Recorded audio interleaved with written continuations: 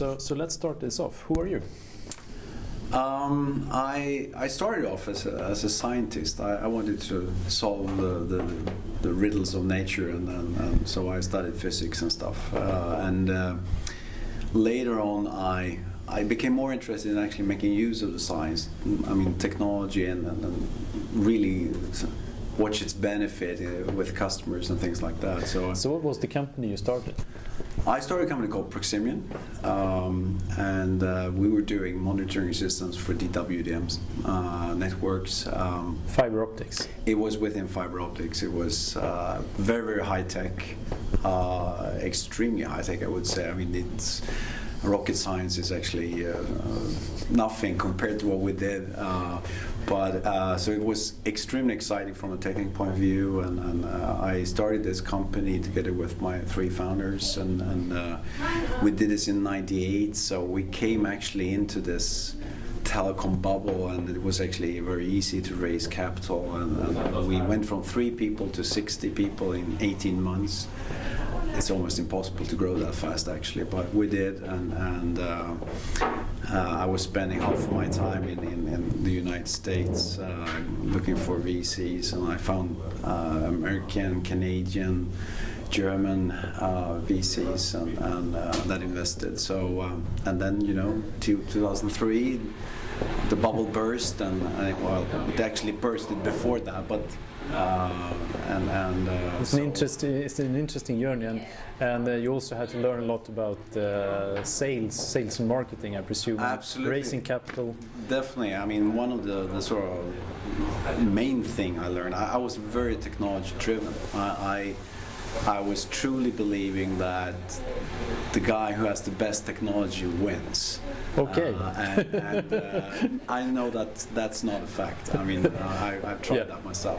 So no, it made me much more market driven and customer driven, and okay. I think that's.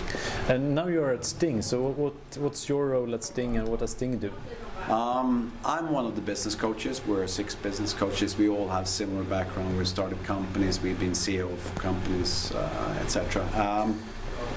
Sting is a non-profit organization. Our higher purpose, if you like, is that we're supposed to create growth in the Stockholm region through startups, and so we screen about 200 startups or business cases. Sometimes there are projects. They're at various stages, and we cherry pick.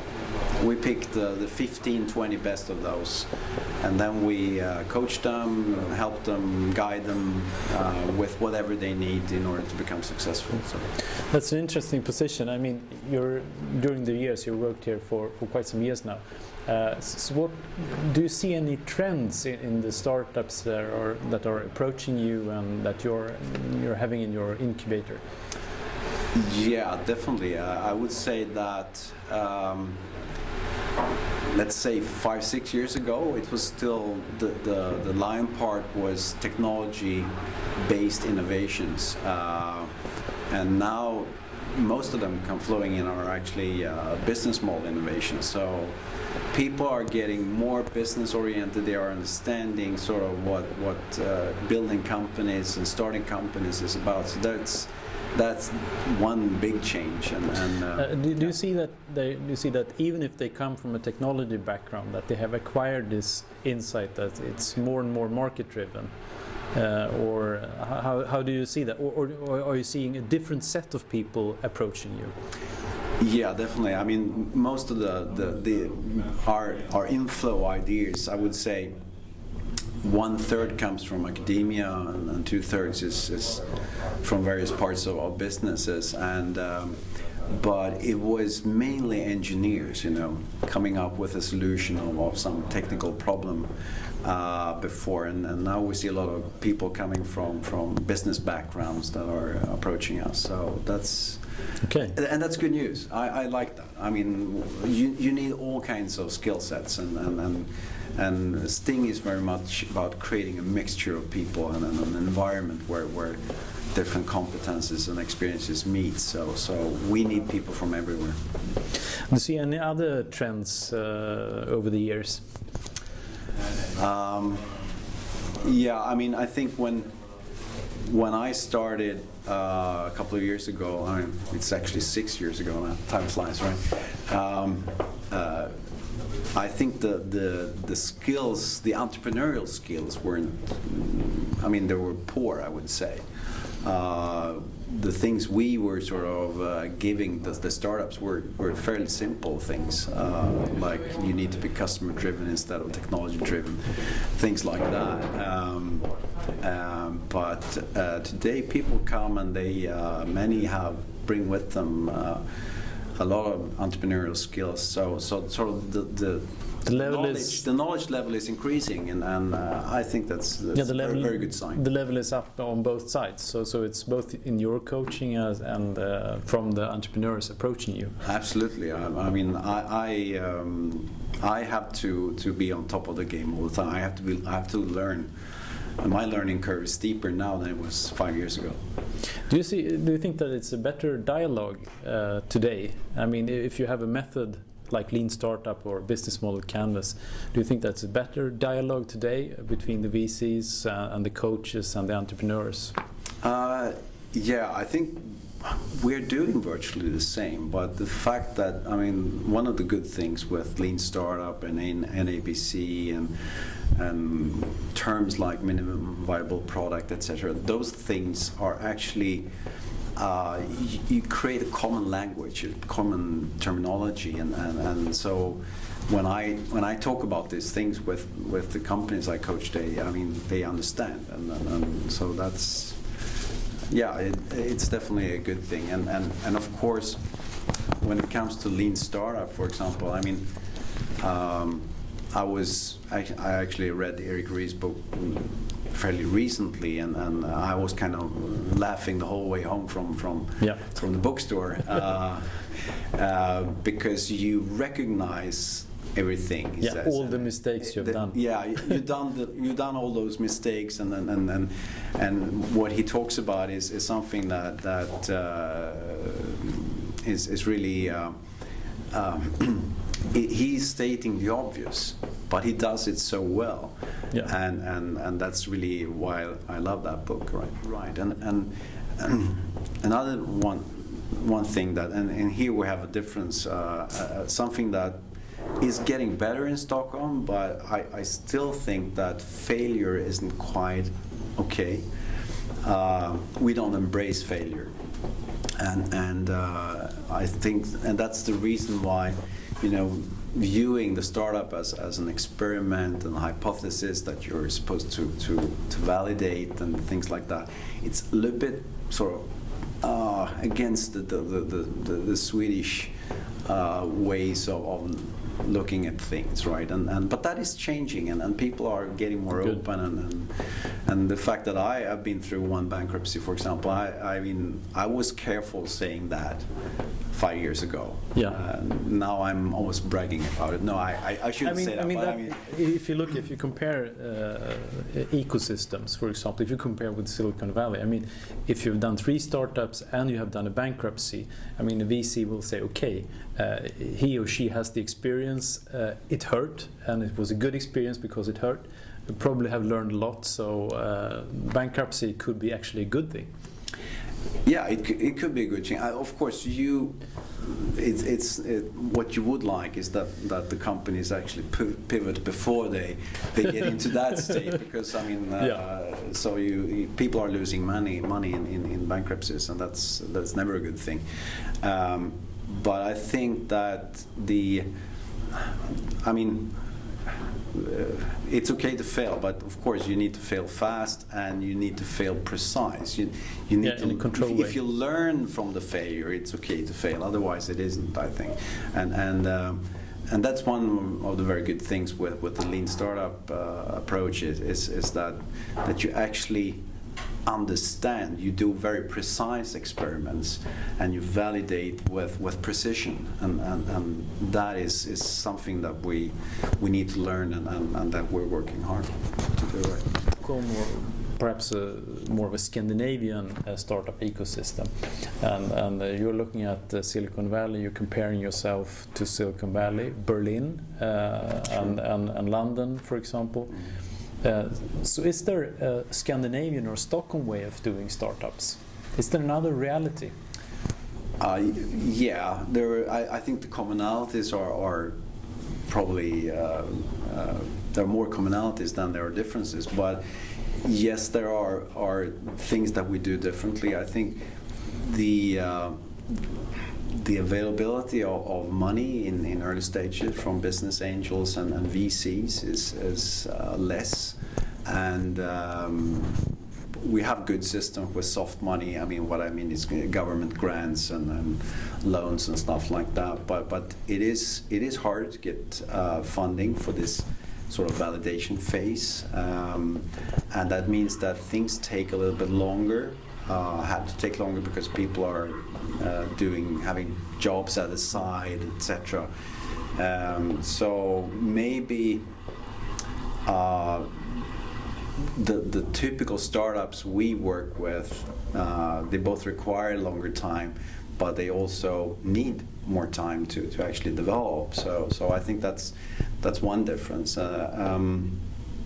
Another thing is that we see that the flow of entrepreneurs here are perhaps not so young. I mean, not everyone is in their 20s. We have entrepreneurs that have been over 60. Cool. And they're performing extremely well. So I think having a broader set of ages when people do their first startups or their second startup is that they come in from perhaps they have more business experience. They have worked in various industries. And they bring that with them. And that experience is actually very valuable for these companies. So maybe that will foster or bring new startup, new ideas. Because if you look at, for example, Facebook, I mean, that was driven from the environment that Zuckerberg and company was in at that time. So they were in a student environment. So Sure. they created Facebook, and maybe if you're older, maybe you have business to business experience, so you will start a business to business startup. Definitely, I fully agree. I think that sort of the ratio between consumer driven startups and more business to business or targeting enterprise startups is in Stockholm it's more business to business, definitely. Yeah. I mean that's really interesting. I mean, the business to business sector is large. I mean it's a huge market. It's also very very often process driven. So if you have process experience, you can go into a B2B startup. And also the consumer products, the journalists tend to understand what a consumer product is because they're using the product. Right. So it's tougher for business to business startup to get press and get published. Absolutely, and also since the value chain is more complicated, it takes more time. It takes to build a confidence and brand, etc. So that's another reason why those startups grow.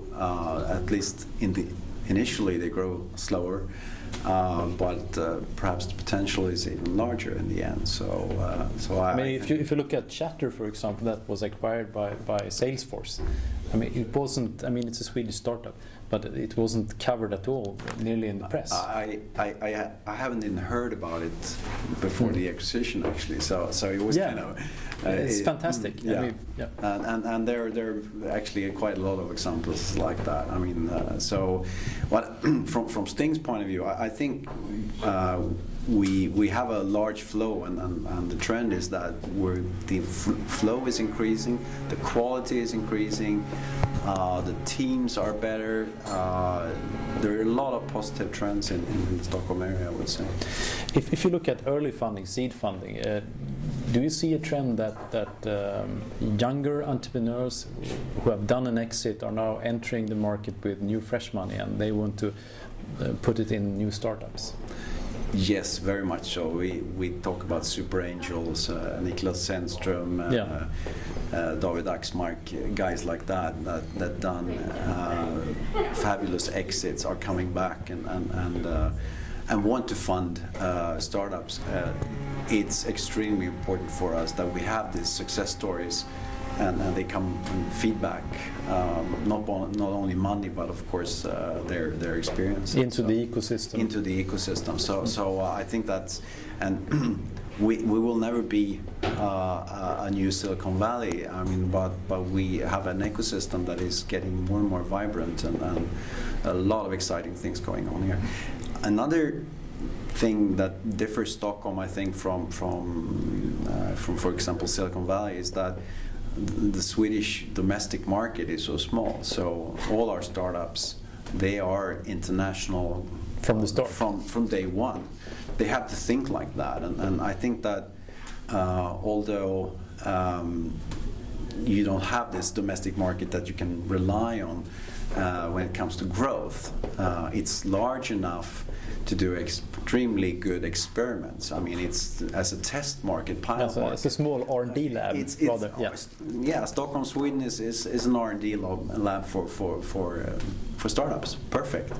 And knowing already from the start that this is not it, I have to go abroad, makes the companies sort of prepare for that step. If you would compare Stockholm to Berlin, for example, what would you say there? Berlin is very cool. I think I mean it's a larger city and it's kind of younger in its sentiment, I would say. Berlin, we will see a lot of very interesting startups coming from there. I think Stockholm, though, is more mature. I think that the quality of the sort of top part of the bell curve is extending higher. I think we will see serious competition from Berlin. Are you seeing any trend? I mean, if you're a startup, you might be moving. There is movement from Stockholm to Silicon Valley, but also from Stockholm to Berlin. You see, for example, SoundCloud. SoundCloud is a good example. Yeah, we'll probably see a few startups go to Berlin, and I don't. That's not a bad thing. It's a good thing. Yeah, it's great. I think we'll also see startups continue to move to London and to Silicon Valley and for example, Munich is also a very interesting city. So I mean, there are things going on. The trend is globalization, and if you have the luxury of a large market, domestic market like in the US, okay, you will probably stay there until you reach a certain kind of maturity. But those, I mean, for example, I see that France, for example, and that is changing as well. But they have been struggling with sort of France is big enough for a startup to actually become to a very mature state. But then when they are supposed to take the step to actually go outside France, they have difficulties. Yeah, I mean, but we're going. I mean, there will not be Stockholm startups. There will not be Silicon Valley startups. In the end, it will be global startups. I mean, that's. And now we're seeing a trend that a lot of early stage VCs are looking at Stockholm as a market. For example, Greylock has stated that they are moving, they're allocating people and resources towards Stockholm and Helsinki and so on. So what's your comment about that? I think it's great. I hope that they find what they're looking for. I'm quite sure they will.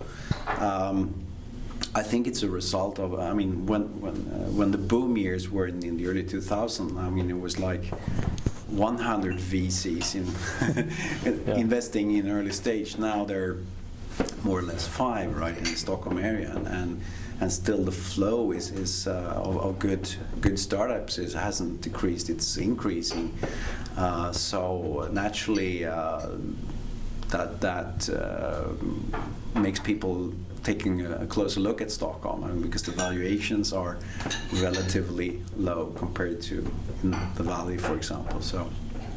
Great. So I think that's good. I mean, we at Sting we constantly promote those contacts and try to extend our networks, and more European VCs, I would say, are getting active in the Stockholm area, which is fantastic. Change. Now the 3 game change questions we always ask. So why are you passionate about startups? Oh, I love to work with startups. Are about people, right? So I love to work with people who want to improve the world, change the world, and I get to see so many interesting characters. I mean, some are having some 4-letter combination typically, but no, that's really what drives me to work with these people. So what's the best way to kill a perfectly good startup? There are very many ways to kill a startup. One is actually based on a proposition. The mistakes I did, and I see many startups do, is that they develop products for customers, and I would like to change that to develop products with customers. Okay. Right. Because you have to close this gap. You have to be close to the customer, and it's so easy to. I mean, after making some short market study, etc., now I know exactly, and then you go home and you work on your product. Work with the customers, not for the customers. Okay, thank you. The final question is, why is it game changing to work with Sting? I think that to build a startup, at least if you want to build something big, you need a team.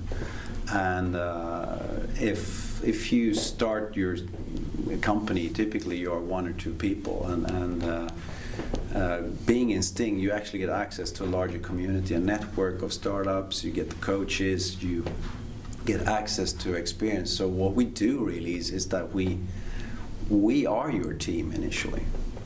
The Sting and Sting environment is your team, and that's so. For people typically say that your first startup will never succeed. It's the second or third or something, the 7th, right? We are sort of your serial entrepreneur compensation factor, if you like. Okay, great. Okay, thank you so much for your time. Where do I find you? You find me on our website, stockholminnovation.com, and happy to mail me or give me a call. I mean, I just love to work with creative people. Thank you, Rob.